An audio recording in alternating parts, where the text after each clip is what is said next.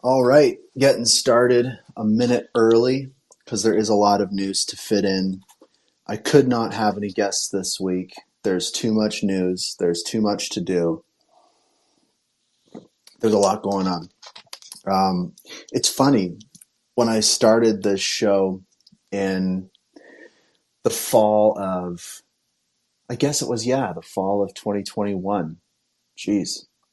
When I started it, I had no idea that guests would be a component.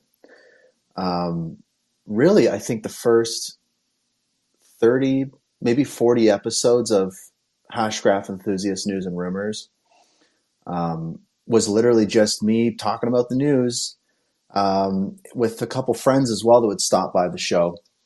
But as it's grown, like once we moved it early last year, I think it was last year in the spring, we moved it from Clubhouse to Twitter Spaces.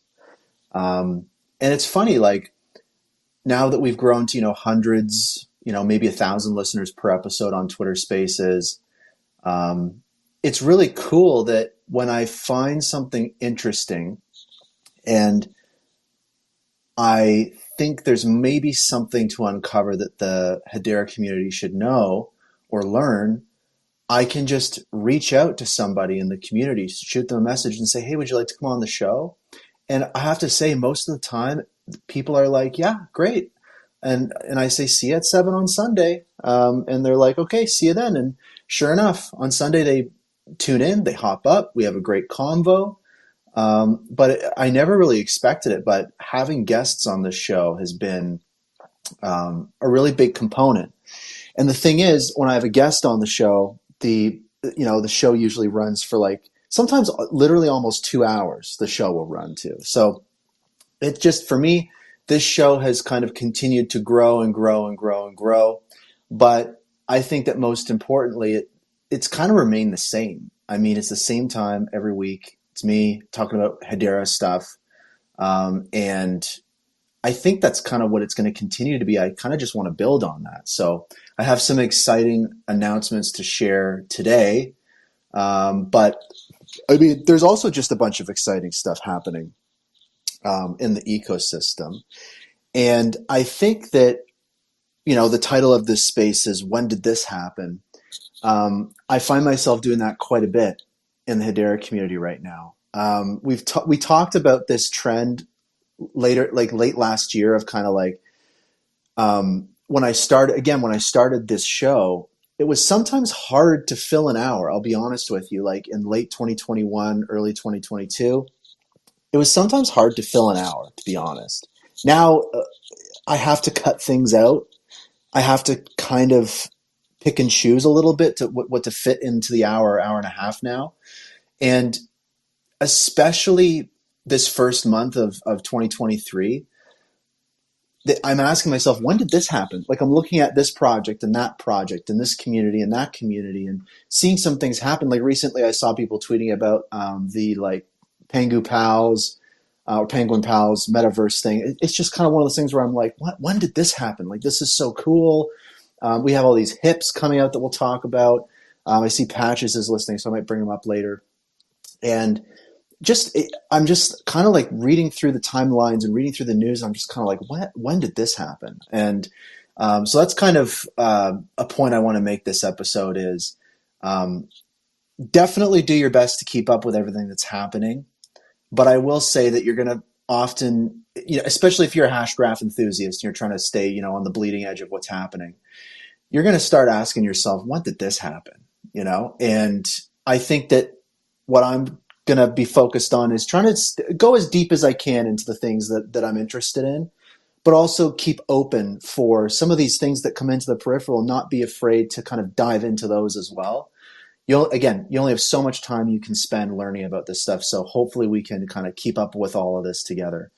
And we got quite a bit of things to talk about today. So let's just get to it. Good evening from Ottawa, Canada, everyone. My name is Brandon Davenport, and I'm a developer, artist, and creative agency owner at Dirksen & Davenport Incorporated. And like all of you, I'm a Hashgraph enthusiast. And I created this Twitter community and weekly spaces so we've got our own spot to stay up to date, get connected, share knowledge and insights. And welcome to Hashgraph News and Rumors, episode 63. When did this happen?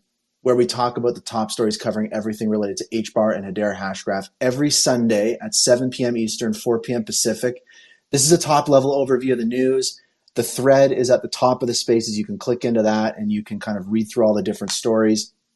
So we're just going to go over everything and get everybody up to speed as we head into Monday. And if you have something interesting that I should check out or talk about, use the little comment button in the bottom right of the spaces. Ping me, notify me, ask a question, let me know what's going on. Share the spaces. The more the merrier. Let people know you're listening. And I mean, the Hashgraph enthusiast Twitter community is taking off. And besides my weekly news and rumors, I'd love to see more conversations happening. So we have a Twitter community. It's in the spaces. Check it out. We've got moderators from Swirlds in there. It's a vibe. Get into it. And as I said, the show continues to grow to, hundreds and sometimes thousands of listeners. So I want to continue to invest the time. I have some plans. I have some cool announcements to talk about. And I just truly love doing this. But if you want to support the growth of the show, you can send an HBAR donation to enthusiast.hbar using your Hedera wallet. If the community wants to take this show to another level, we can do it together. That's enthusiast.hbar. I really appreciate it. So first, I'll share a big announcement, and then we'll dive into some exciting updates from the Hashverse. So I have been hearing from people in the Hedera community, it's awesome the show's on Twitter Spaces. A lot of people love that it's live. Having a live component to it feels exciting, And people also love listening to the recording on Twitter Spaces. But a lot of folks have been like, could we do this show? Like, could we listen to it on, let's say, Spotify or Apple Music? Could maybe some of these Twitter threads be presented in kind of like a blog post that's a little more robust and kind of has some more dynamic elements to it? So I'm happy to announce very soon I'm going to be bringing this show also to Spotify and Apple Podcasts. So what does that mean? Well, basically, it's going to be the exact thing that you hear on Twitter Spaces, uncut, and that's going to be put on Spotify and Apple Music or Apple Podcasts. So that way, if you have, I get that there's so many different people that are interested in Hedera and interested in keeping up with everything happening in the kind of Hashgraph enthusiast world that don't have Twitter and maybe aren't used to Twitter Spaces. I think having the show on Apple Podcasts and Spotify podcasts will be really helpful. And I mean, some people, you're like many people tuning in now. It's like, it's just handy, all your other stuff's there. Why isn't this show there? So now, again, it's gonna sound the exact same as it does now. I mean, I don't sound great. I'm one of these people that has like the wired Apple headphones, so I don't even have AirPods yet. But I think that, the show will continue to grow. I just want to get it out to some more people, make it easier to tune in. And as usual, it'll always be live on Twitter Spaces. So I'm not going to be pre-recording anything. So that's an exciting development. I'll have more updates to share on that. Other exciting developments is Saucer Swap just hit 100 million total trade volume. So what does that mean? Well, basically 100 million American buckaroos worth of things, tokens, have been transacted and traded and moved around through Saucer Swap. So that's equivalent to 1.4 billion HBAR, which is over 5% of the circulating supply. That's a lot. 100 million, right? From 0 to 100 million. Saucer Swap launched, I think, in late September, October. So, it's kind of one of these things where it's like 5 or 6 months, right? From 0 to 100. That's kind of crazy. And that's not even talking about Stater, right? Or the recently launched HeliSwap or Pangolin DEX. There's all sorts of different things happening. H-Suite, Lemonade, all of these different DEXs and DeFi products coming to the ecosystem. We're going to start seeing these numbers continue to go up and up and up and up. I left a comment, when's next? 1 billion would probably be next at some point. It would be kind of be crazy to see 1 billion transacted through Saucer Swap. But as we've seen with other elements of the network, things could get a little bit exponential. For example, account creation Um, Day 4, so this was posted on February 4th, so yesterday, from Dylan.hbar. He says, day 4 of February, and we're already at 30% of Hedera account creations compared to January's all-time high of almost 250,000 accounts.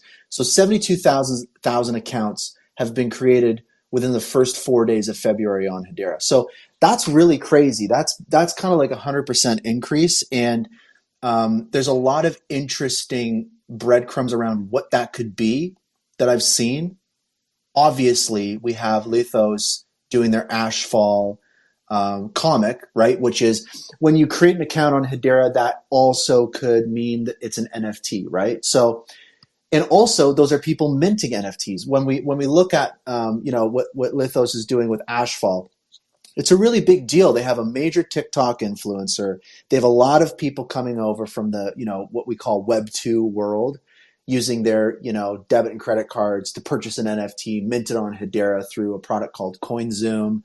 And those are where, tens of thousands of accounts are being created. Like, okay, it looks like that may actually be tens of thousands of Hedera accounts created for people holding these comics from Lithos for Ashfall. So that's some real numbers. But also I've seen conversations surrounding, could it also be some other use case coming online? I don't know. I mean, it just makes sense that it's what Lithos is doing. The other interesting thing that I saw recently is the amount of topic IDs created on the network. Obviously, we have a topic ID that is utilized by Avery Dennison for Atma.io. It's driving, hundreds of transactions per second on the network. But we're also seeing a sharp increase of topic ID creations, which means that there's some use case, and these are being launched on the mainnet. There's some use case or some product or application or company doing something to bring something live, right? To use the Hedera consensus service. And it's been rumored that it might be H Suite, right? HBAR Suite with their decks. That could be one of them.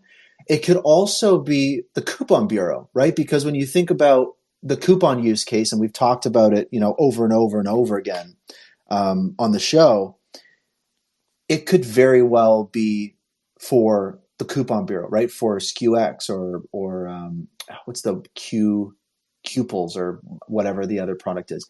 Anyways, makes sense if it was coupons. The other interesting thing is folks have said maybe it's also just more things happening with Avery Dennison and Atma.io. Interestingly, people have kind of looked through the transactions and what accounts made these topic IDs and all these different types of things. And there really isn't anything that would point to Avery Dennison or Atma.io creating these topic IDs in the same way that we saw connections with the current topic ID pushing TPS. So what is it? We don't know. There's accounts being created. There is topic IDs being created. There are things happening on the mainnet with huge increases, right? Like we talked last week, Zeus Market just hit 125 million total volume. Not dollars, but HBAR. But still, big stuff. Like this is big stuff. Also, in the NFT space, speaking of that stuff, Stock Twits, which is a Twitter account that kind of talks about things bubbling to the surface in the NFT space and all these different types of things. They post a chart on a regular basis that highlights the standing of each network of their respective 24-hour NFT volume. And there's a left side and there's a right side, just because it's a column, right? There's really no difference between the left side and the right side. It just goes sequentially top to bottom. But there's kind of a meme now where it's like, did you make it from the right side of the list to the left side? And Hedera made it to the left side, which basically means in the last 24 hours as of February 1st, on that day, there was $75,000 worth of volume on the NFT market, largely driven by Earthlings and Hangry Barboons, which, StockTwits reports. And that's big. I mean, the NFT space continues to grow. Things continue to evolve.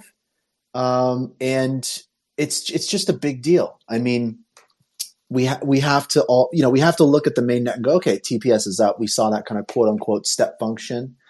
And when we look at the mainnet, when we look at the TPS, it jumped up in January, like mid to late January. We saw it hit that 500 consistently. We dipped down around the 22nd, 24th. We went back up. We dipped back down again. We're back up. But when you average it out, when you look at the month of January, it's pretty much 960 million transactions, right? So, and that's with the step function occurring around the 12th. So, to me, it's pretty clear that every 20 to 30 days, we're going to see 1 billion transactions added to the mainnet. So that's pretty insane. Like it was years, right, of low double digit, single digit transactions on the mainnet, and us going around and talking about how Hedera is going to change the world, and that we're capped at 10,000 transactions per second. It was kind of weird. There was a disconnect, right? Now we don't have that anymore. You look at it, we're number one. Feels good. I like it. I'm gonna invite Patches up real quick. If you have time, Patches, I'd love to talk with you about some new hips.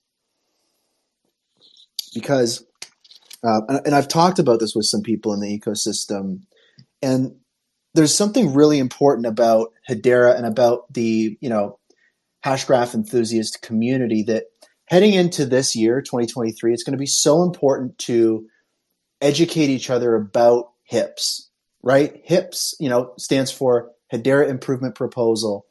And this is the way that regular people like you and me can change the way that the Hedera network functions.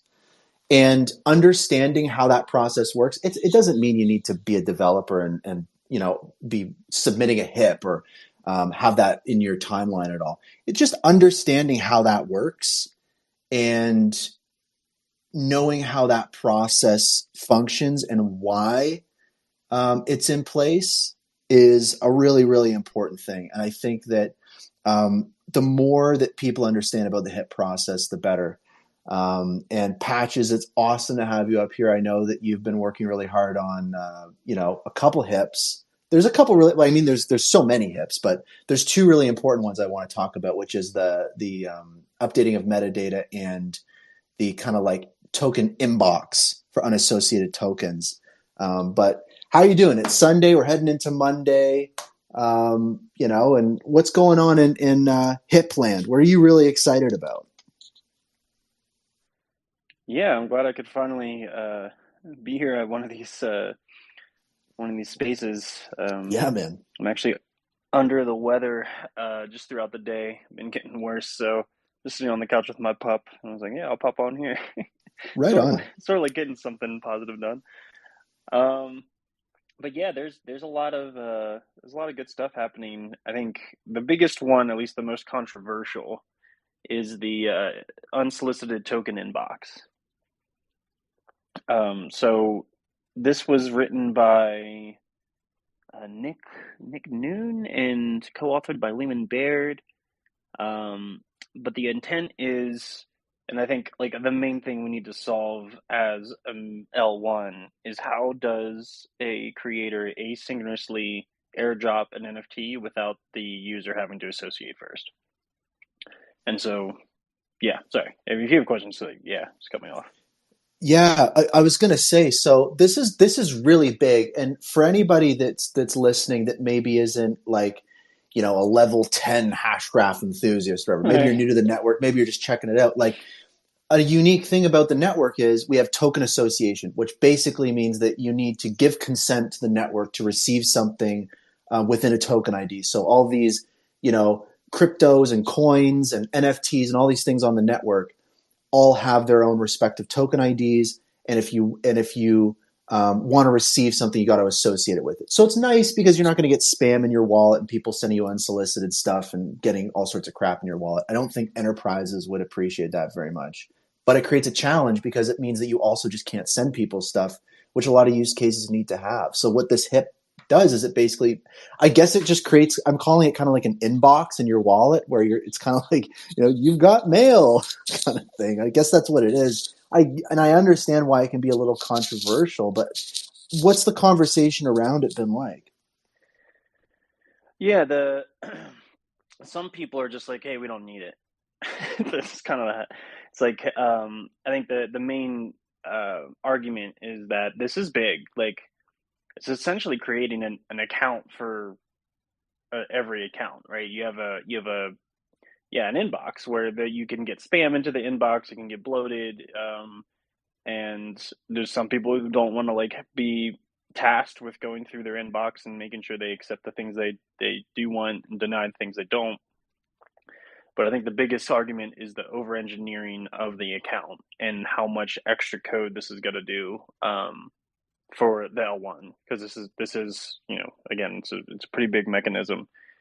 I definitely think we need it, and the main reason is the asynchronous sending of tokens. So I need to be able to send something to an account without that account knowing I'm sending it. And I like the inbox idea because I think it gets the best of all worlds where you have to associate for it to go right into the account. If you don't, it goes into this inbox where you can accept or deny. And then I'm proposing that there's a flag where you can just say deny all. And if you say deny all, then you don't have to go through any of your spam. It auto denies everything that's not associated. So it works exactly as it does today. Um, yeah, so that's where it sits. It's looking good. I don't know. I think there's a lot. I've added a lot of comments and thoughts to it, but I think the coolest thing that May from Hashpack added into the hip discussion was that you should be able to also pay for the associate transaction. And so when Oh, someone accepts right. it, So I get it. Okay. So the person accepting it doesn't necessarily, it's kind of like it's on the house a little bit. right, and the biggest add there is that empty wallets can have NFTs. So I you need hear you. HBAR to This is onboard. I get what you're saying now. This is on one side, this kind of fixes a bunch of problems that many use cases experience, like a bunch of um, shortfalls that they have to work around. And then you start to see all these folks building these kind of clever workarounds, but you kind of don't want to do that too much because you glom on a bunch of stuff and you're creating all these kind of arguably like L2 type functionalities and stuff. But on the other side, yeah, this is like what you're saying is like not a complete overhaul, but like a complete rethink of what a Hedera account is and what it's constructed of, kind of. Right. Yeah. It will fundamentally change all accounts if it goes through, and how we So interact. this wouldn't be like an opt-in thing. Like it wouldn't be like, do you want to update your Hedera account? This would kind of be something where it's like, now this is how the network functions. Yeah, preferably because otherwise we've done nothing, Right. right? Because if Right. it's not You default still have to on, associate it, basically. yeah, exactly, and you'd probably have to pay to turn it on. So, Mm. um, yeah, and then like I know some people are like, well, why don't you just have like, hey, I can accept all without association or none. And I don't like that either. I'm like, we already have that. It's called auto association, and we already saw that being used maliciously, and it will be more in the future. So a lot of nuance, but that I think is the coolest hip currently. Though if you're an NFT creator, you might care much more about the immutable metadata hip. Yeah, this is big because NFTs on Hedera are really great, whereas they don't need smart contracts. They operate the same as an HBAR would, sending them back and forth really quick, really inexpensive. It's really inexpensive to mint them. They're really fantastic, and by nature they're immutable, which is also really great. The stuff in your wallet isn't going to disappear. It's awesome, but there's a lot of fun things people like to do with NFTs where you open up your wallet one day and there's something new inside your NFT or the image changed. I know Orbis 86 is listening and their team is working on NFTs where you do the mint, everyone has the same picture, but then later on everyone gets surprised with their final artwork and stuff. And these kinds of things on other networks are so exciting. You can also think of business use cases for these, but it's going to take a hip. And I'm curious, like, what are your thoughts on this hip? Because I'm really excited about this one. Yeah, it's essentially like exactly what you're saying. Orbis, I was really excited to see how they're going to do it. Assuming they'll use like IPNS or something where you just repoint a CID of IPFS. Lot of acronyms in there, but you just like say, hey, the data's over there, and then it changes without having to actually change the NFT.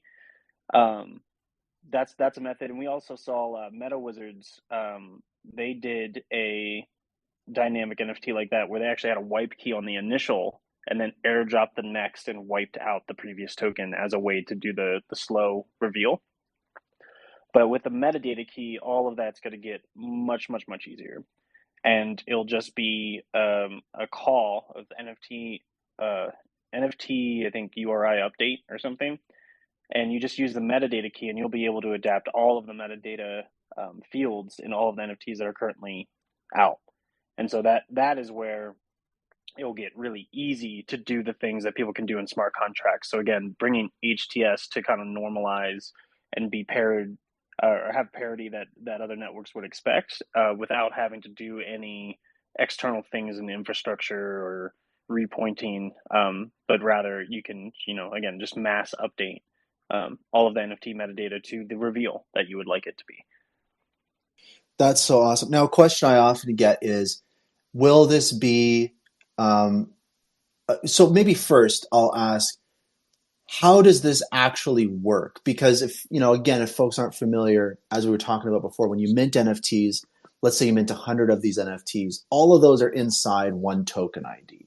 And you've got the metadata that is like the DNA for your NFT, but the token that they're all inside of has its own settings. So if I'm correct, is this just changing one of those keys on the token ID, or is this adding a new key on the token ID? It would be adding a new key called a metadata key. Ooh, So that's you'd be big. able to opt in or out at the beginning, which is really cool. And then the other hip that we have out is for the supply key to be able to edit metadata, which is really helpful because every NFT project has a supply key. You need it to mint onto the token ID. And so anything that has minted, if they've kept their supply key, which I hope, they will also have the ability to update the metadata as long as the NFT is sent back to the Treasury wallet. Right. Okay. So just to unpack that a little more is that's a question I kept getting is, oh, this is so cool. I can update my metadata.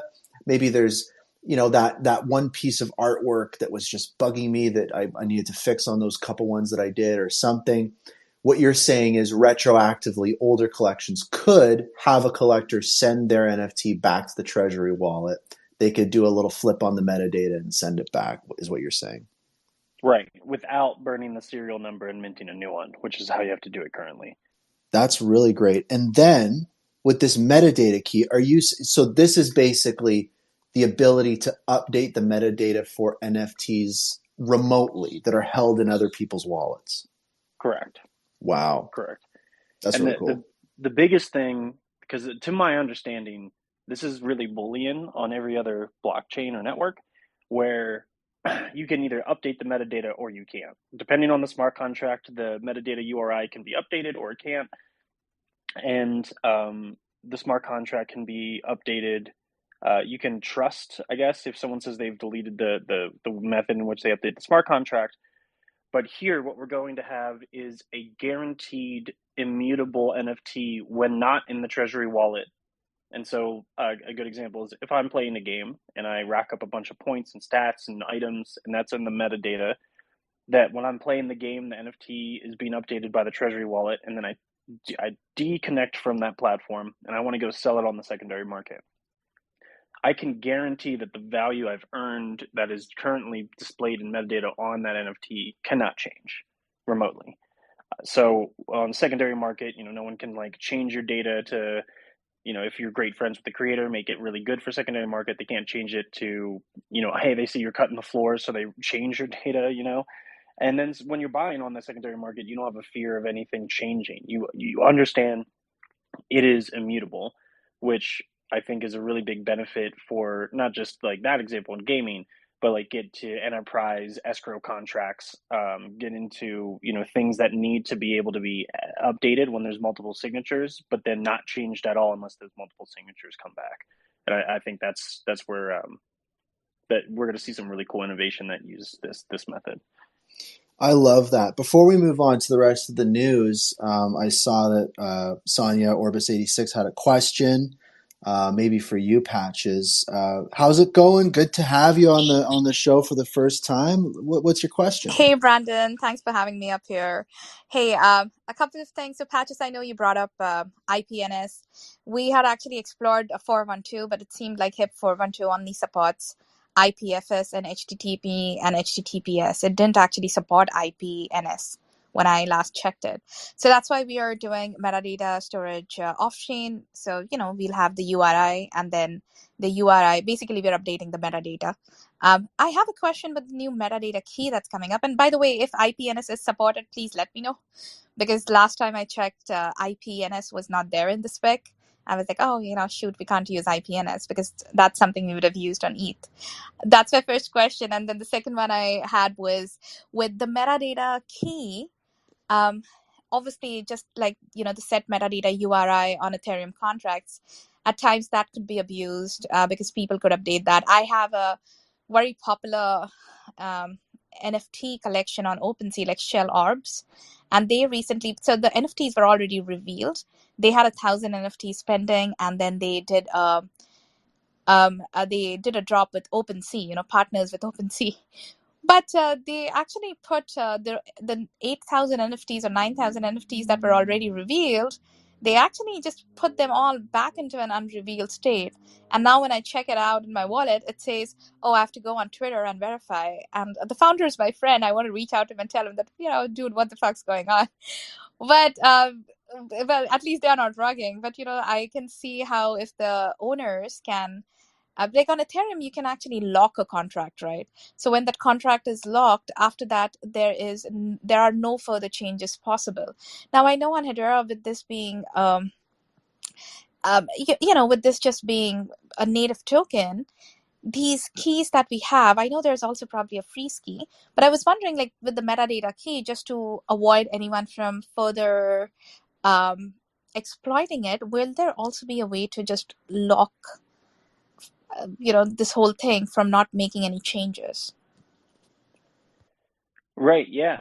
I appreciate the backstory. The first for IPNS, I think in 412 those are like the ideas or suggest like these are the suggested things. But since then, Arweave has come out.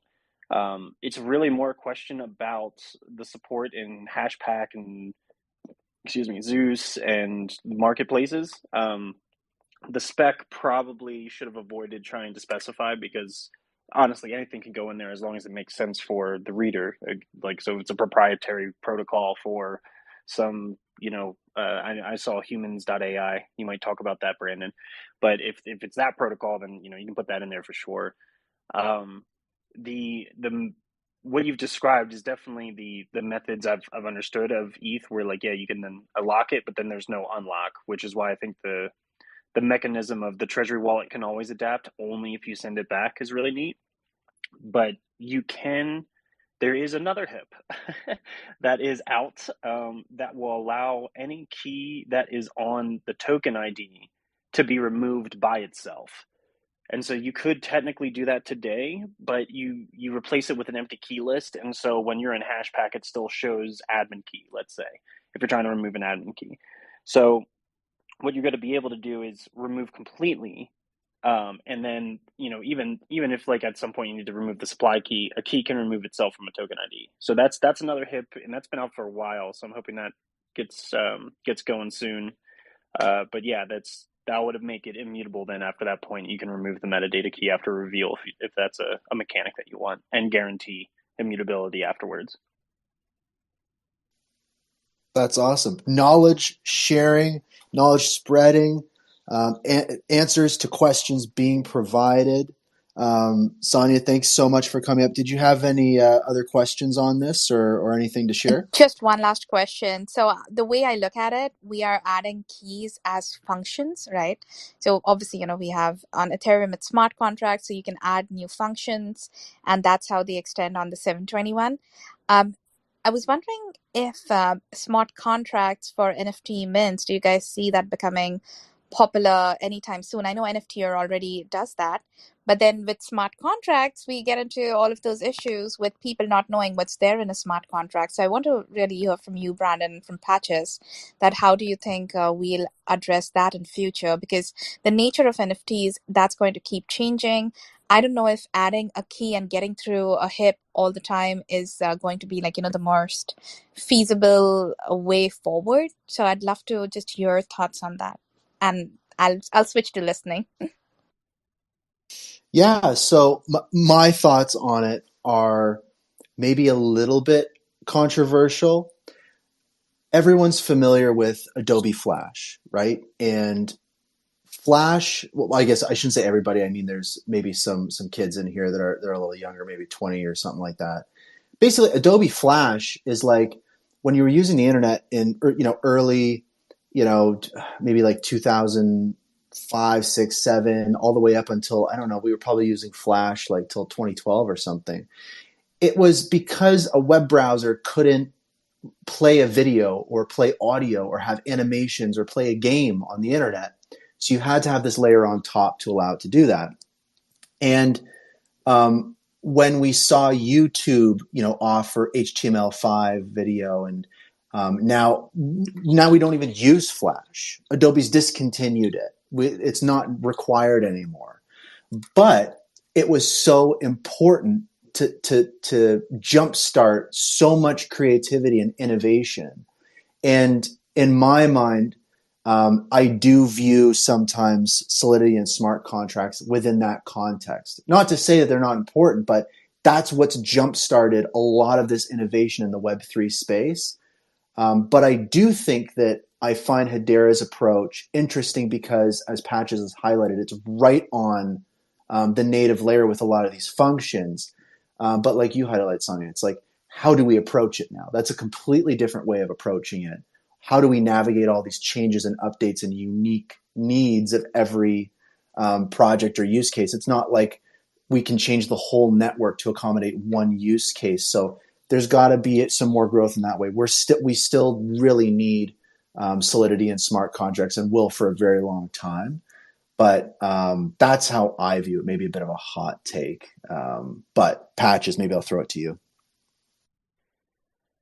Yeah, I see. I think we align a little bit there. I see this as a stepping stone, and I really do believe that Hedera network, though, you don't have the flexibility of making new functions and cranking it out, new dynamic ways of execution, it's secure. And so when you sign or get an NFT from HTS, there is zero chance that this is malicious. And so building up the tooling around the Hedera network and getting the protocol to a level that, I see a future where the Hedera file service, the Hedera consensus service, and the Hedera token service are created in one go that create a smart contract where the Hedera file service is the location that describes the functions wanted in the smart contract. The consensus service is what documents the linear events, and the token service is what executes it. And so it's continually iterative, and because ETH's been around 8+ years, they're definitely Solidity EVM that's not going away anytime soon. I think Hedera is learning from them. Obviously, we have EVM compatibility. The RPC protocol is like JSON protocol is coming online soon. I just set up a MetaMask today and loaded in a Hedera wallet, which was crazy. It was cool. So it's gonna, I think it's gonna go both backwards compatibility, but then the future of Hedera, I think, is going to be normalizing these functions, making them very easy for anyone to engage with, and you don't need to know Solidity. And then I think we get to a point where we start innovating on stuff you just can't do on Ethereum, not because it's not smart people figuring it out, but because the mechanics of the trilemma problem disallow things like massive amount of, say, arbitrage through a smart contract because of all of the cost of gas and fluctuations, but you can do it through an HTS version smart contract or something like that.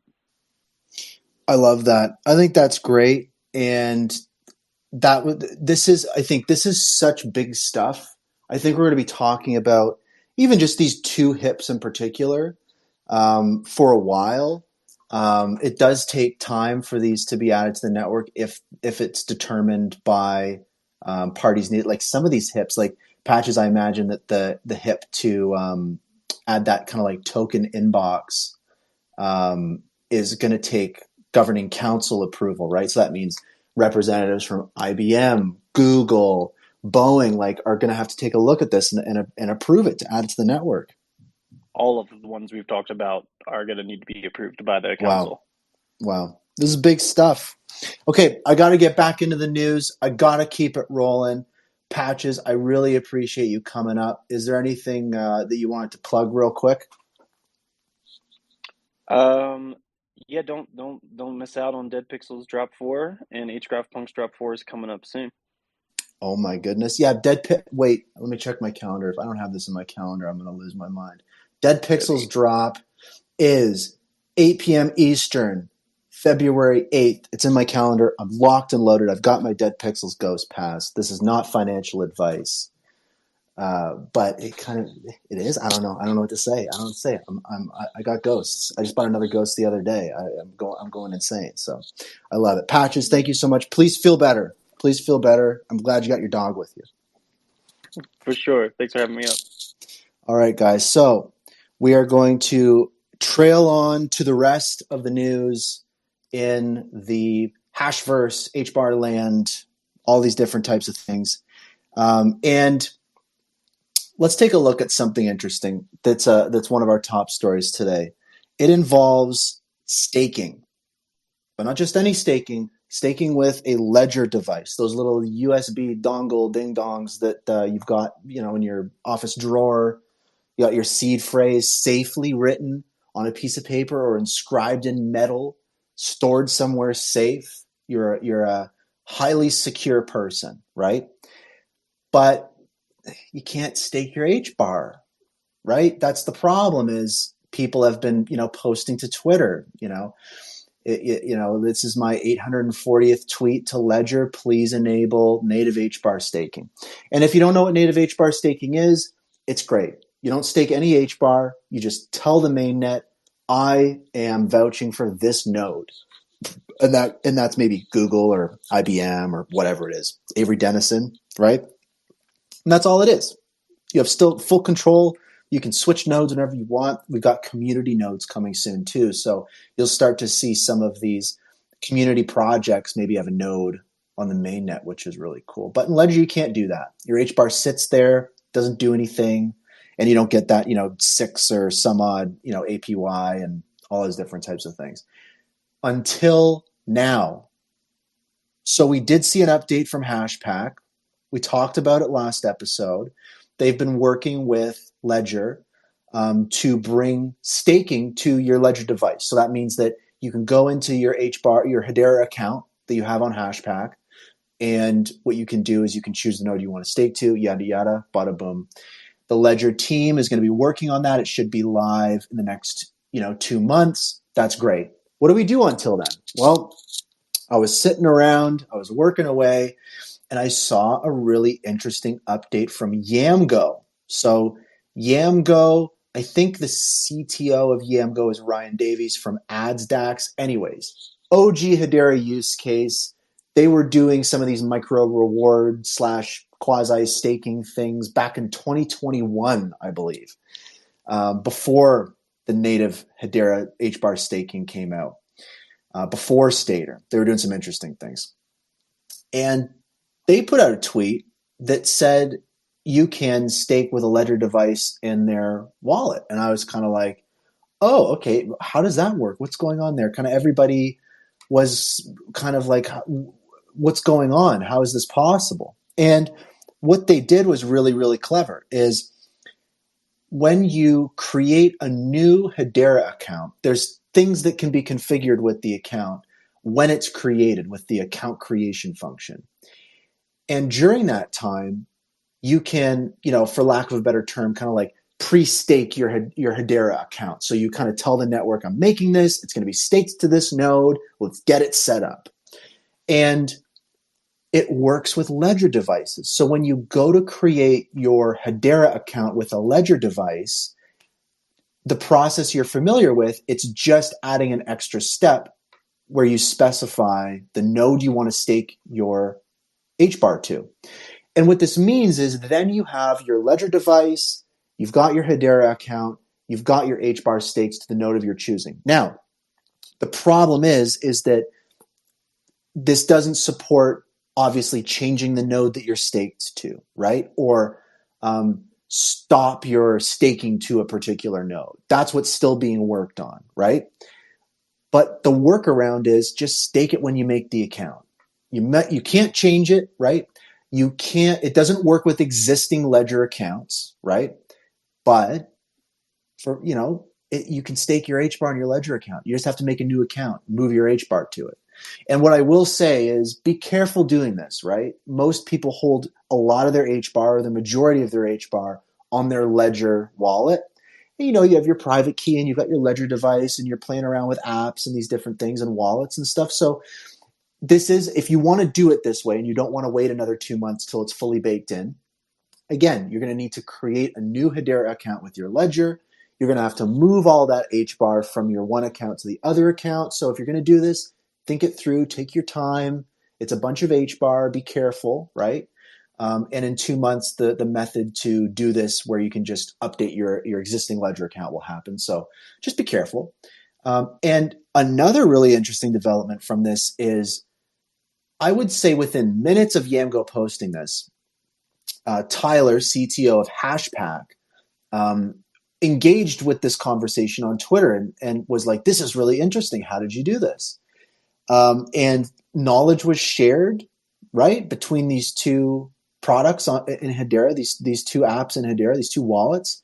I had Tyler on our episode last week to talk about staking, was it last week? I can't remember. I've had so many guests. And I'm not kidding you, within hours, Hashpack put out an update that brought this same functionality to Hashpack. And then they officially announced it the next day. So it was crazy. This was like a lightning 48 hours of waiting 2 months to bring staking to Ledger devices to, you can just do it now, right? It has to be a new Ledger account, but you can stake your HBAR to Ledger in Hashpack and Yamgo because people got together and got creative and joined forces, and the community is a little better for it. So I might try it out. I've got my Ledger. I've got my Hashpack stuff. I've been, I had a great call with the Yamgo guys recently, just learning about some stuff they're doing. It's good stuff, and might stake some HBAR with my Ledger and just try it out. I think that's great. So again, proceed with caution. Both Hashpack and Yamgo have guides that they've written up. Those are both linked in the post within the Twitter thread, within the spaces here at the top. But go check it out. Give it a try. But again, be careful, right? If you're not super comfortable, just leave your HBAR sitting around. Wait the 2 months. Take it easy, But if you're feeling adventurous, give it a shot. Let me know how it goes. Also, Galaxy, the creators Galaxy, has been making some news. Like I had a call with Solo. When was that?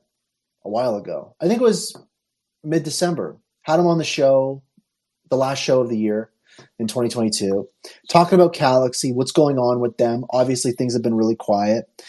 They have a lot to navigate, right? Building a social platform, the sending and receiving of tokens, all these different types of things, and the potential for, later on, allowing creators to mint their own tokens, and potentially, the purchasing of crypto with credit cards. We saw them testing that functionality with their Miro drop or however you pronounce it. They did an NFT drop, and I think it was October, where they did, some NFTs you could purchase, minted on Hedera. But I purchased mine instead of going to a launch pad and connecting my Hashpack or Blade or whatever wallet I have and connecting it and doing a mint. I'm in Canada. I typed in my debit card or my credit card into the website, the minting launchpad, and I bought an NFT, and it's in my hash pack right now. It was insane. So they're working on some cool stuff, but they've been quiet, right? And I've seen some rumblings from them. It does feel like things are happening over there. Recent thing, the Galaxy token, CLXY, is now listed on Bitrex Global. So a new exchange listing for Galaxy token. Updates are happening. Updates are coming. I mean, keep your eye on Galaxy. They are also an OG use case, and they do get a lot of flack because they're building for a very broad audience. Again, they're building for people that want to use these technologies and not know that they're using Web3. But as the conversation I had with Solo, CEO of Galaxy on episodes past, all of this is on Hedera. Galaxy token minted on Hedera. The operations and functions of their platform and Creators Galaxy protocol running on Hedera. When you go into the app and you request, let's say, a creator to record you a video, much like maybe you would on Cameo, that's minted as an NFT. That's a part of an atomic transaction that exchanges crypto for a piece of content from a creator, and it happens in a DM, right? So they're doing some really innovative stuff. They have a lot to focus on. There's a lot happening. Updates coming. That's all I'll say. I'm keeping an eye on it. I don't know when it's coming. I don't know what's coming. All I know is something's coming. Keeping my eye on it. Humans.ai. What's that? Well, it's AI and on the network, on Web3 and NFTs and all these different types of things. What's going on? So humans.ai or humans AI or however you want to call it is basically this platform that leverages blockchains to give ownership for things that are AI related. And I'll give you a couple examples. So so they have this AI verse, right? That's just kind of like this metaverse, but it's an AI verse. You get it, with different things that you can do. So, for example, you can speak any language, right? Leveraging AI to do real-time translation and different things like that. Create the Web3, right? Become involved with artificial intelligence. Create your own metaverse avatar. So, you can basically work much like you do with like DALL-E or something like that, right? Creating this kind of content and owning it. Create the voice of your community. So this is something really, really interested. And I'll just read an excerpt from this article. By harnessing the power of the AI verse, you can combine the voices of your community to create a new and unique voice. The same technology enabled humans.ai to create 10,000 unique synthetic voices. So is that, taking all of your collectors and creating a unified voice based off of what's on their mind and how they talk? Is that creating and branching out a bunch of new entities that have their own voice based off of a group of people? All these different types of things. Also, you can do things like use artificial intelligence to bring new life to NFTs. For example, let's say you have a Bored Ape Yacht Club or something.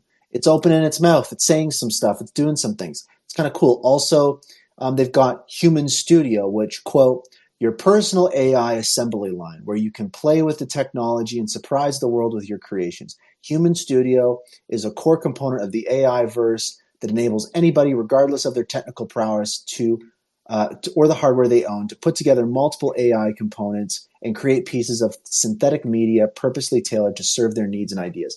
So it's basically taking the concept of all of these fun things we've been doing with, Chat GPT and DALL-E and like all these AI things that we're kind of just like making things and throwing them out into the ether and like nothing really happens with them, and bringing that kind of ownership components, these types of things. So exciting stuff. What's more exciting is they're announcing basically they're going to be leveraging the Hedera network for this stuff, which makes sense. And they're doing this through a partnership with European deep tech startup. What's the name of it? Let me go to the HBAR Foundation tweet here. I'll have to scroll down quite a bit. Where are we? Humans.ai. I'm a human and I'm using the internet. I should be asking the AI for this. Where is it? There we go. They don't mention the partnership. They're partnered with a deep tech company, folks. They're leveraging Hedera. It's AI, Web3 avatars, NFTs, all this kind of stuff. Honestly, I feel like I'm personally behind the ball on all the AI stuff, to be honest with you. I've been so busy working on some stuff in the Hedera ecosystem. Every time I see one of these updates when it comes to AI stuff, I'm like, when did this happen, right? Just the name of the space is this week. But it's going to be happening on Hedera. So it's kind of cool. Humans AI. Keep an eye out for that. Lehman Baird. So Lehman has been hard at work. He's been at Swirlds. He's been very clear. They're hiring people. They're working on things like DREC. They're working on these hips like Patches was talking about. Lots of things are happening. And Lehman is continuing to think really big. We saw his interview that he did with BitBoy recently. We talked about that a couple episodes ago. A few different, insights and tidbits from that. But he recently did an interview with another, smaller show, smaller than BitBoy, but I'd have to say probably one of Lehman's best interviews yet. Not because he said things that we haven't heard before, but it was about how he was speaking. It was very energetic. It was very, I don't want to say, no, I'm not going to say bullish, but it was very intense. Like there was an intensity there. Like maybe I'll call it passion. I think that, when we look at the heads of a lot of networks, when we look at Ethereum or Cardano or any of these L1s that have very present, with founders with a big presence, right? Lehman is kind of not like that. He's not doing a whole lot on Twitter. Right, he's kind of just like in his office, like working on math problems and like working away on stuff. It's kind of refreshing that he's not trying to build, a personal brand, or like selling a book or something. It's kind of cool. But when he's on these shows, he talks about what's happening and all these kinds of things. But this episode, like he was leaning into it and he was like really kind of making some statements. And I'll read a couple. I just saved a couple quotes from the interview that I want to read from you. Take from it what you will. So the first quote is, that Lehman said on this show, and the show Neil Hughes. It's the Neil Hughes Daily Tech Show. Check it out if you haven't already. Lehman says, quote, "We are focused on the goal of having a 100-year project that is the utility for the entire planet, the trust layer of the internet. This is what we're doing." Now, we've heard this before, right? It's on the website. It's on Hedera.com, all these types of things. But it's just the way that he said it, the fact that he's saying it in a bear market. There's just something behind the scenes that's happening that's giving. I find that a lot of times in interviews, folks like Lehman and Shane from the HBAR Foundation and Mance from Swirlds and Brett McDowell from Hedera and all these different types of things, they're a little lukewarm just because they have to be. They're very conservative with what they say. But again, it was last year, I think November or something. Shane and Mance were both on an interview with the HBAR Bull. And I was talking about just the tone was so much more forward and intense and confident, right? Where I was like, something must be happening. We really had a feeling that something was happening, right? And then boom, January hits, Atma.io goes live. So this is just kind of like a different Lehman that I'm seeing, or maybe an older Lehman. It reminds me of the Lehman in the Harvard Tech Talk. Also, he says, don't get distracted by good news and bad news. And I just wanted to highlight that quote because I think it speaks to kind of the core values and ethos of Hedera. It's like, I'm a big believer in this kind of, vibe as well. Ignore all the good news about what's happening with what you're doing. Ignore all the bad news about what's happening and only pay attention to things that are repeated, right? If something is said over and over and over again, pay attention to that because it's probably something that matters. But clearly Lehman is not paying attention to good news or bad news. He's just focusing on building some stuff and making hips and doing all sorts of crazy things. Also, he said, not that everything we do will be done on a ledger, but ledgers will be a part of everything we do. That was a really succinct way of talking about mass adoption and those different types of things, right? So that was a great thing. But the most interesting thing from his interview is something that he's done before. Lehman, why are you doing this to us? Lehman said, you need very decentralized governments. We have 28 very different organizations that you know, right? 28 very different There's 27. There's 27 members of the governing council, not 28. We do know that Shane at a talk last year said that there are 3 new governing council members that have already been approved by the membership committee coming to Hedera. Then we saw Aberdeen join the governing council. And, I was like, is this one of the 3? It wasn't. We still have 3 new governing council members in the pipeline that have been approved that we're waiting to join the governing council.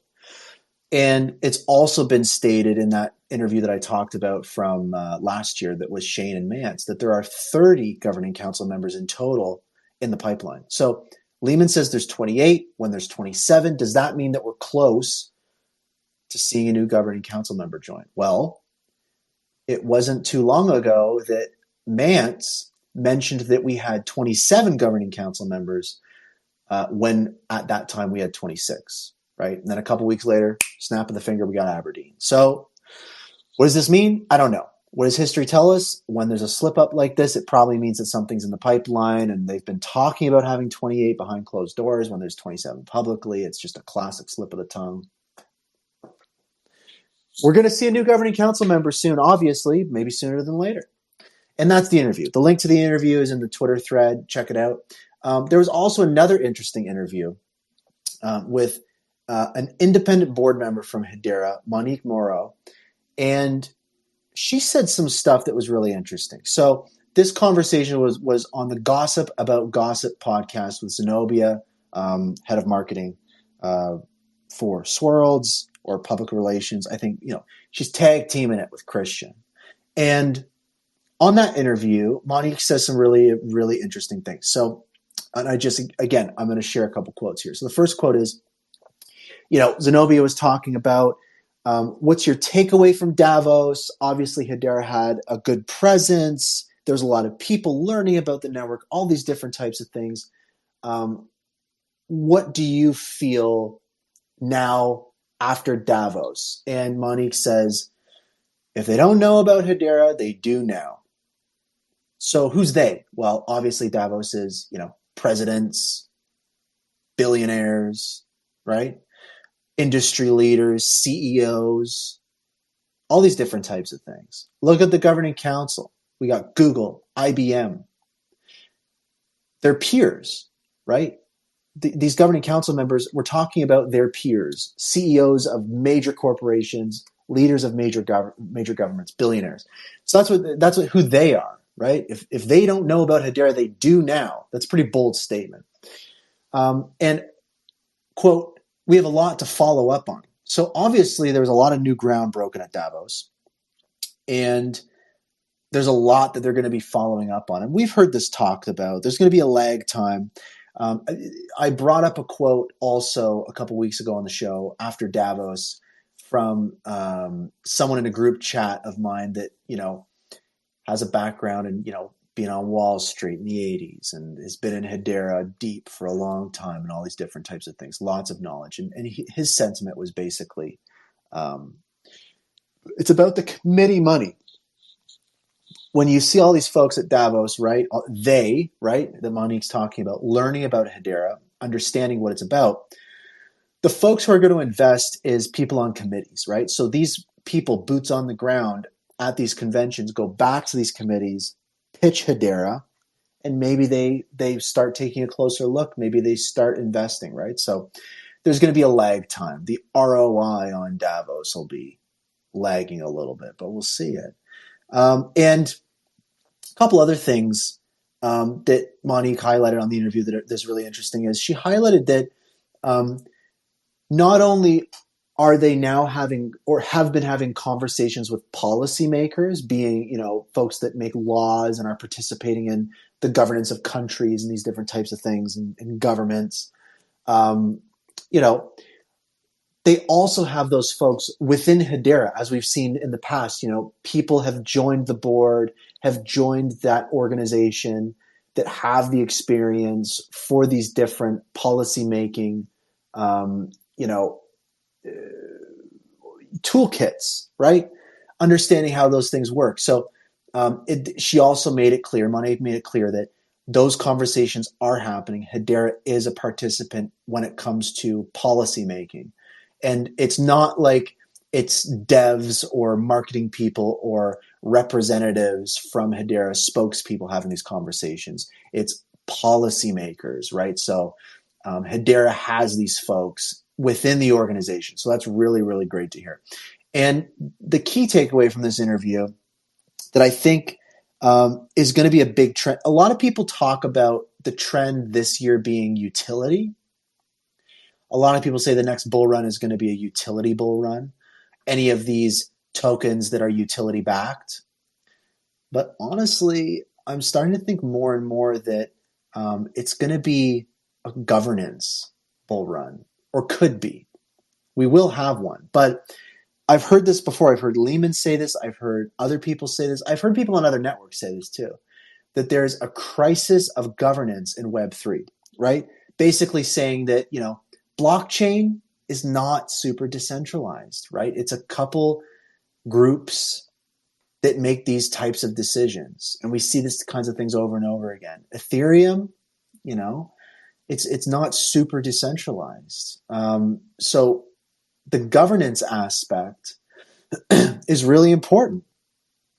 And there's a crisis of governance. And what Monique said on this interview is, we haven't.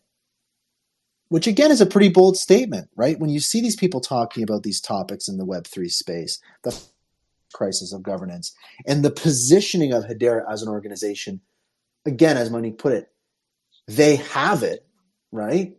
They have the 27 or 28 governing council members of people that we know, right?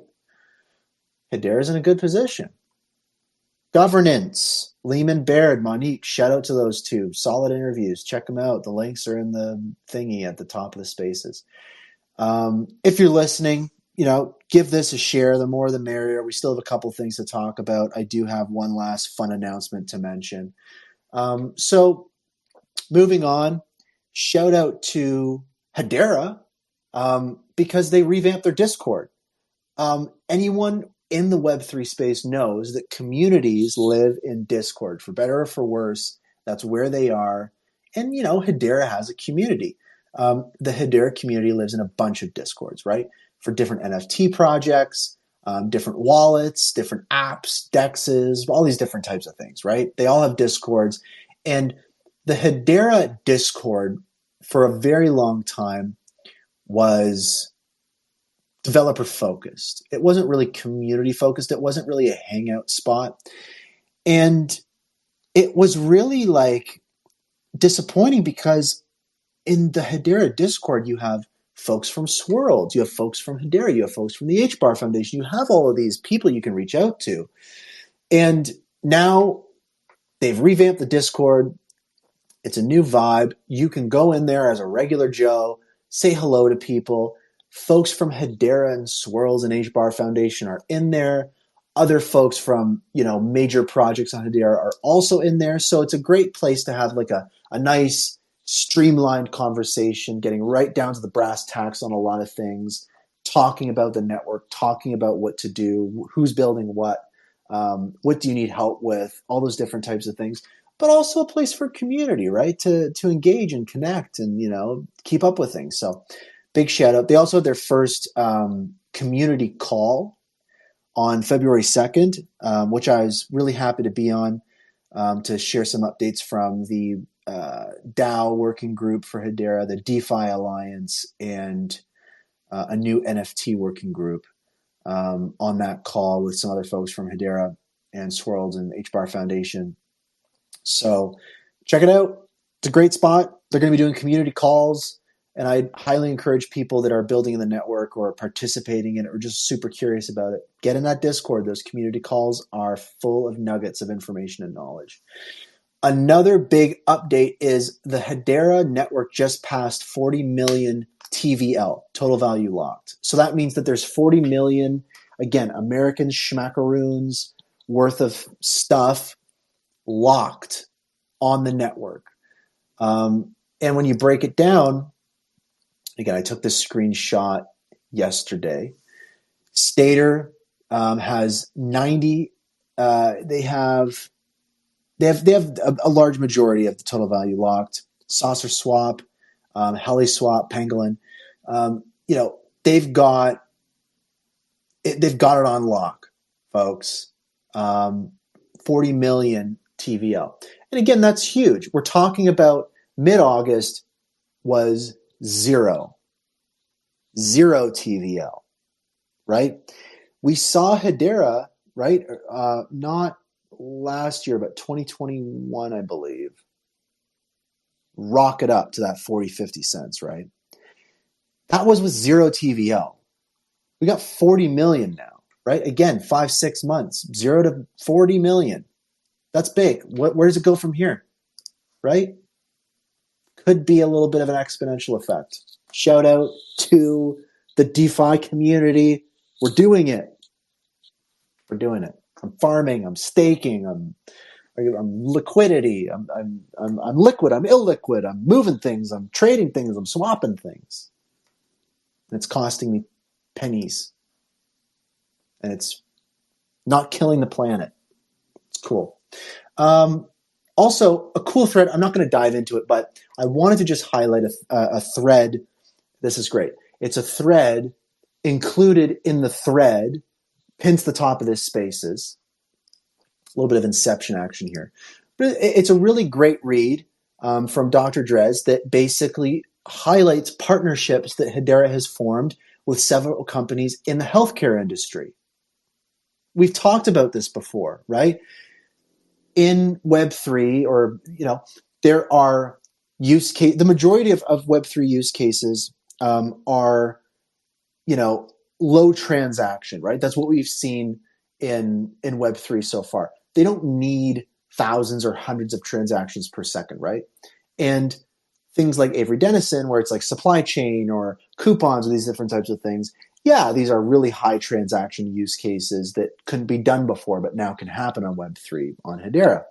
But the medical industry and the healthcare industry is really interesting because I don't think necessarily these would be high throughput use cases, but we've talked previously about how Hedera could be leveraged for the healthcare industry. And this thread highlights some people who might be using it. It's really cool to check out. So if you're curious about the healthcare industry, or you're in it, or you just want to, turn over another stone and discover some breadcrumbs, check it out. Now, let's see, what else is there to talk about? We got a couple more things to talk about. A couple other milestones. Again, this is full of milestones. This is the theme of the Spaces. When did this happen? Hedera is one of the fastest growing, quote, smart chains, which basically means, and this is from Naked Crypto Data on Twitter that tracks development activity. One of the metrics is the number of lines of code added and deleted. Basically, the simplest way of saying how much stuff is being written for the network. Hedera is number 3, right? Coming up against pretty close to Cosmos and Everscale. And when it comes to number of lines of code added, Hedera is number 4, just behind Ethereum, just behind Everscale, just behind Cosmos. So, that's kind of crazy. That's another metric that's really exciting. And there's some other kind of breadcrumbs and stuff too to talk about before we wind things down. We've got Bank Social working on some different stuff. And I wanted to have John on. I mean, John's busy. I had him on last episode to talk about some stuff, but I wasn't really aware of what they've been working on. And from what I can understand is, let me just pull up my DM. From what I've gathered, they're making a stablecoin and crypto lending credit union with RUSD being proof of reserve. So essentially, kind of like in a DAO capacity, folks can get together, provide liquidity to issue loans to entities and individuals and stuff. So this is some big stuff. I mean, I don't want to speak too much to it. I just wanted to highlight it, and when I do get a chance to have John back on the show to elaborate a little more on this, but I want to bring folks' attention to it. It's something that I think is off to the side of where everyone's attention is at, like not credit unions, not super exciting, all these different types of things, but it's big stuff. And I want to highlight something in particular that he said on a recent interview that I watched, John, from Bank Social, that really makes sense to me. And he explained why some of the traditional finance world may be slow to move on Web3. And it's simply this. Let's look at two major entities, right? JP Morgan, Goldman Sachs. Both have expressed interest in crypto and Web3 stuff, yada, yada, yada. JP Morgan going as far as to experiment minting their own JP Morgan token. And he said something that actually makes a ton of sense. He said, what we need is the decentralized component in finance. And what that means is that a JP Morgan token would work in Goldman Sachs world, right? Goldman Sachs token would work in Citigroup world. And that's really interesting to me. And he said probably that's not in the cards, at least in the short term. They're all going to want to have their own system. That's how it works. That's how things function. And, I wanted to highlight that. And I wanted to highlight this because, I think that's an important perspective. And again, just to emphasize this, Christian Hasker, head of marketing for Swirlds, ex Hedera, tweeted this. And just a bit of backstory. I mean, Christian went on a trip to Dallas to hang out with Manson Lehman and catch up on stuff and meet about some things. He got delayed because of the crazy weather. And he tweets, one of the big pluses being stuck in Dallas was I got to meet John in person, John being, from Bank Social. And I got to meet him with Manson Lehman and hear about all the cool things he's doing with Bank Social on Hedera. If they pull off half of what they're planning to do, it's going to be incredible. So clearly something big is happening at Bank Social. It's a mystery. I want to learn more. John let me know there's a lot they can't talk about. I want to talk about what they can talk about. Gosh darn it. John, hit me up. I'm really interested to hear more. I want to know what's going on. I'm curious. Every time I talk about Bank Social, people are going nuts. I don't even know if they're real accounts. But they are. Like, these are real people, and they're just like excited about Bank Social. I don't know. People are psyched up about it. So Dovu, as we talked about 3 episodes ago, maybe 4, I had Matt, CTO of Dovu, on the show talking about stuff they're working on. One of the things I asked them about was a tweet that they posted January 21st, quote, more partnership news to come during the first week of February. We're building. TikTok, it's February 5th. Big partnerships, it's time. We're on, I guess, I don't know if, let me know. Does this first week that we just passed, does that qualify as the first week of February? I don't think so. I think he means this week. So yeah, keep your eyes peeled for Dovu. Based on what they say, we're going to be expecting some partnership news to come next week out of Dovu. So all eyes on Dovu. Breadcrumbs. We got enough breadcrumbs to make a whole loaf, feels like. And what else? Do we have anything else to talk about? Of course, we've got LedgerWorks that is bringing real-time Hedera account activity notifications to your Discord server or email address. So they have a new product called Sentry, where you basically go to the platform, you hook it up, and you can specify a Hedera account and receive alerts for activity on that account through either a Discord webhook or your email. So in context, let's say I'd love to get updated on activity on my Hedera account. I'd love to know when something happens in my email. So you can go and set that up. Let's say I want to monitor another account, right? You can do that too. So this is a product, Sentry from Ledgerwork. There's a video demo that I have shared to, again, the thread pinned to the top of the spaces. It's really cool. This is something I've been looking for. I want to receive alerts for certain account activity on a couple accounts that I have. This seems like a good way to do it. And it's great to see. I mean, Ledgerworks is doing a bunch of really cool stuff. So check it out, dive into it. Also, shout out to HBAR Suite. They launched an NFT DEX, which basically means you can create pools of NFTs paired with HBAR. So it essentially takes the floor price of an NFT and you put in an equivalent amount of HBAR according to the floor price. And you effectively, like you would on a regular DEX, have a liquidity pool of token A and token B. And you provide liquidity to market. Instead, on this NFT DEX, instead of token A and token B, you have NFT and HBAR in a liquidity pool. So very interesting, very cool. It's a very new thing, and it's from HBAR Suite. They have it live, and you can check it out and play around with it. I think they also have a video demo that you can watch if you want to learn more. So I'm curious about it. I'm interested. I don't quite get it yet, but I think that it is obviously something that people are excited about. I'm seeing that there are liquidity pools for some NFT collections on there. So groovy. It's groovy.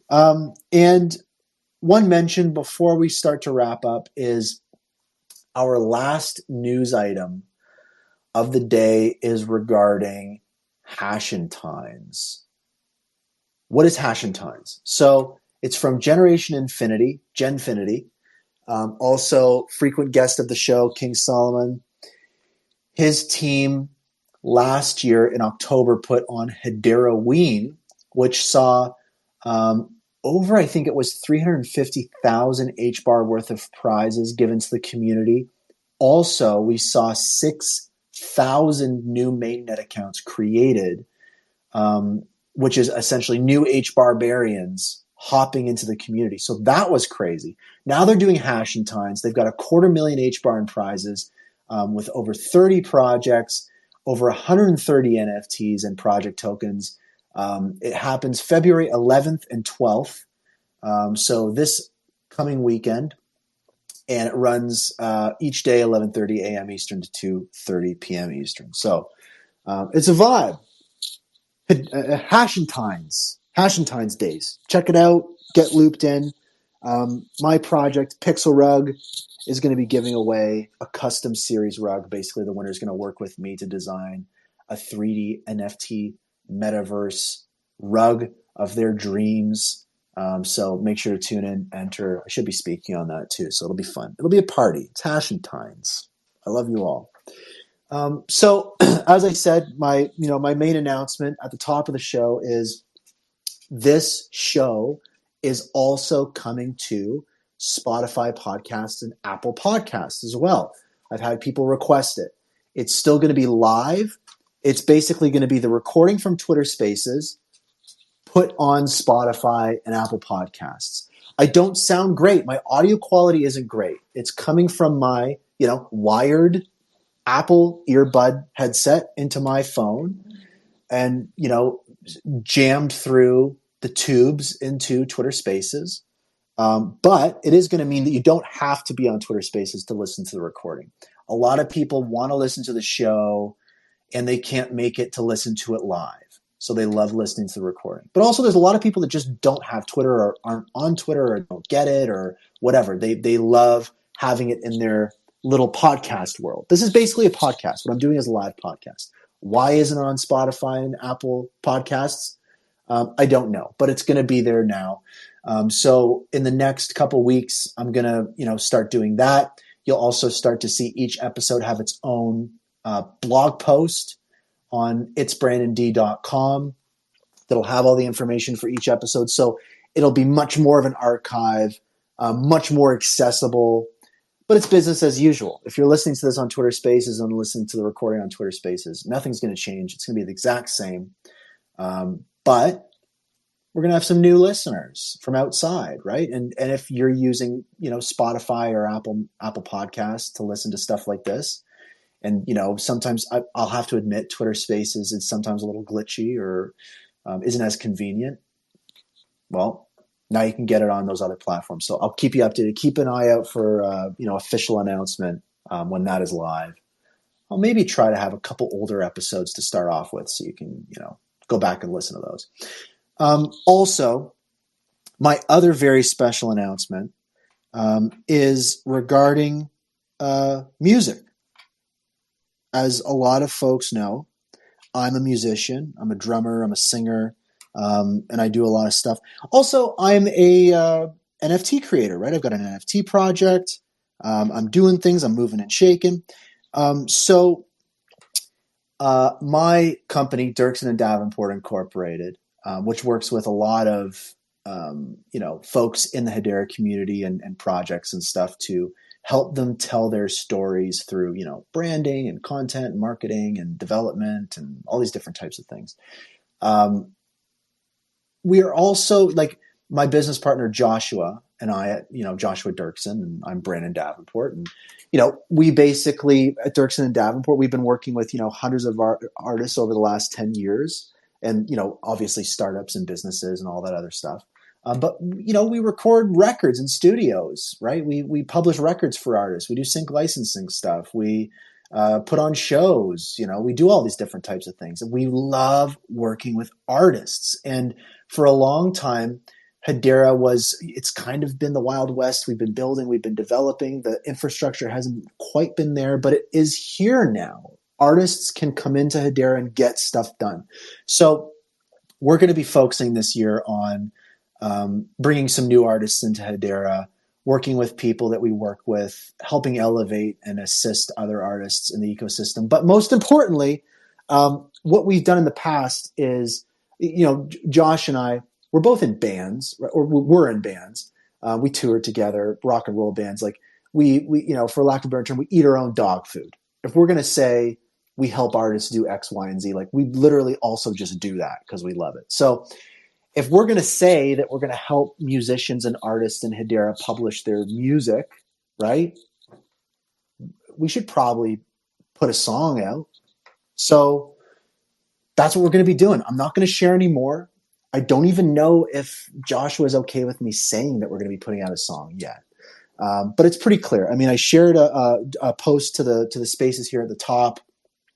Just, do me a favor, check it out, get ready, and keep an eye on Dirksen and Davenport on Twitter. That's us. It's a clip of us in the studio. We were recording some stuff. I was back on the drums.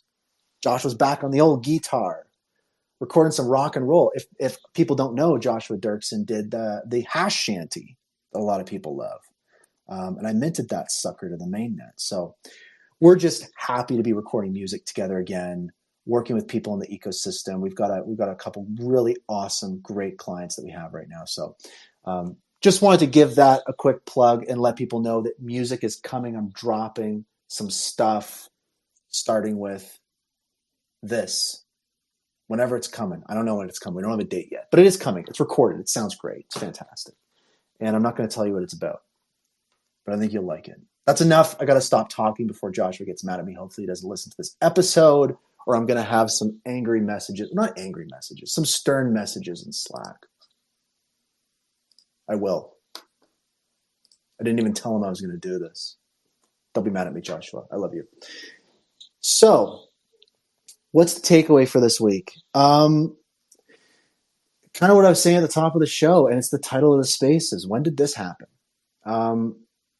Get used to this. I think that for folks on other networks, much like, we were speaking with Sonia earlier from Orbis 86 and a lot of people that I've had on the show from other networks, a lot of those other networks are really big and they've done more than us, right? And they have a lot of things happening. And the sense that I get from those spaces is they're constantly asking, like, what's going on? Tell me what's going on. Like, there's so much happening. It's a struggle to keep up. These other networks, host strictly shill spaces just because they want to know like what's going on and filter these things out. There's so much happening. And they often ask themselves, when did this happen? Stuff happens so quick. And on Hedera, for many years, I wouldn't say things have been slower, but we're tiny. Like we were a very tiny community and very close knit. And there was a certain flow to it. And a lot of people within Hedera, Hedera was their first network they were a part of, their first Web3 community they were a part of. And as these things pick up, as things speed up, as things increase, as things grow, it can start to become a little overwhelming, right? And you're going to start to ask yourself more and more, when did this happen, right? It's the FOMO. It's these different types of things. You're looking around, you see folks are minting this, or this project is doing that. And you just sit around, you're like, I missed the boat.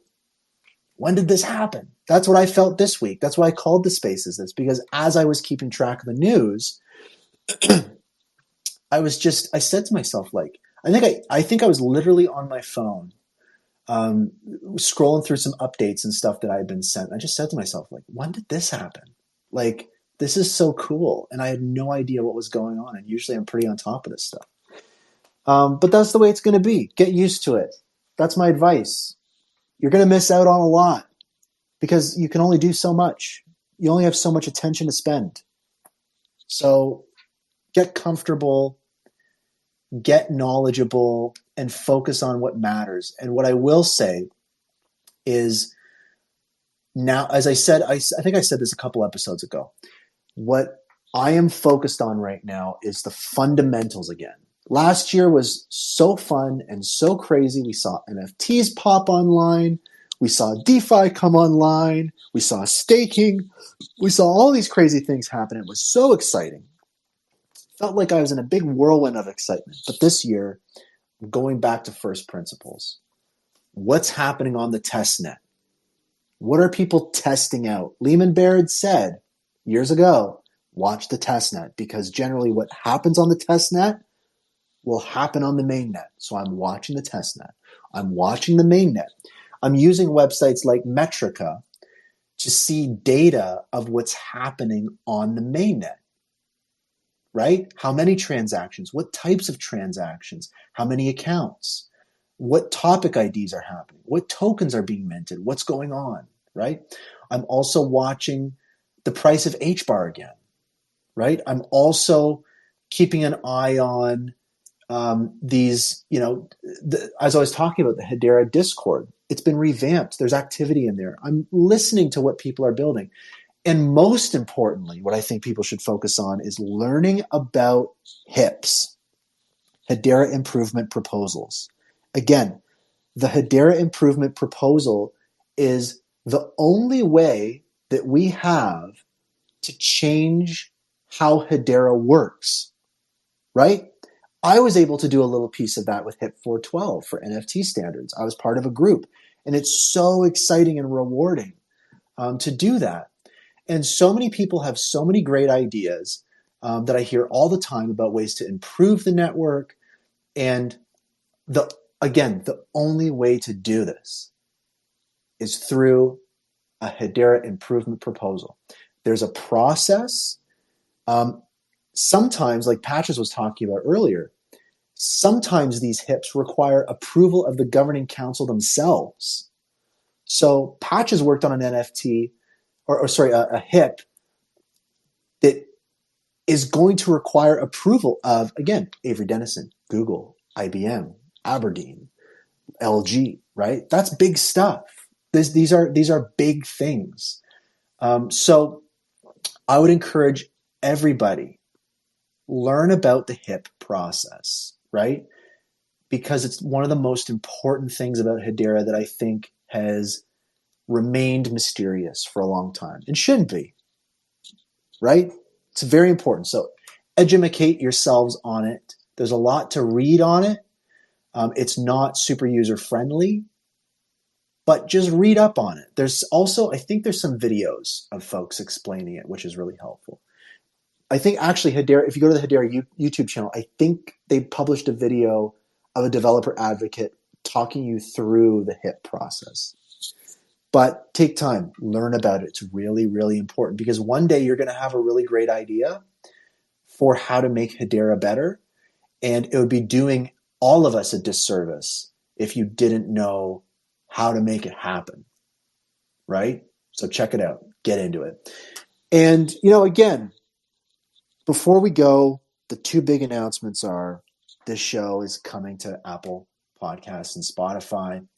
And I've got something exciting happening music related with my company, Dirksen and Davenport, and my best friend, Joshua Dirksen, who we make music together and haven't in a while, and we're doing it again. So I'm really happy. That info is pinned to the top of the spaces. The thread for everything we talked about is pinned to the top of the spaces. I think I'm pinned to the top of the spaces by now. But with that, also too, real quick, another quick announcement. Next episode, my guest will be Citadel Wallet. So there is a new hardware wallet launching on Hedera, and it's going to support NFTs and like all these different types of things. It's basically Ledger created just for Hedera, going deep into the network, all those different types of things. I'm curious about it. I want to know what's going on with it. How's it going to work? What does it look like? How big is it? What can I do with it? What is this all about? So I want to figure it out. Next week, tune in. I'll be speaking with HBAR to the Moon from Citadel Wallet. We're going to get to the bottom of it, folks. We're going to figure out what the heck is going on. So that's next week. But for now, thank you so much for tuning in to Hashgraph News and Rumors, episode 63. When did this happen? On Twitter Spaces, where we talk about the top stories covering everything related to HBAR and Hedera Hashgraph every Sunday at 7 p.m. Eastern, 4 p.m. Pacific, right? Add it to your calendar. It's every Sunday, 7 p.m. Eastern, 4 p.m. Pacific. Make sure to join the Hashgraph enthusiast Twitter community. Share your insights, ask questions, invite new friends. And if you'd like to support the growth of the show, feel free to send an HBAR donation to enthusiast.hbar, brought to you by listeners like you. I appreciate everyone tuning in, and I'll see you next Sunday, again, 7 p.m. Eastern, 4 p.m. Pacific.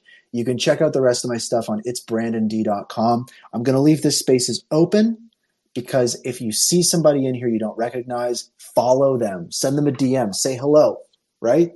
If you see someone that you recognize, maybe you haven't talked to them in a bit, reach out. Take a minute right now in the spaces. Hit up their DMs. Say, what's going on? What's new?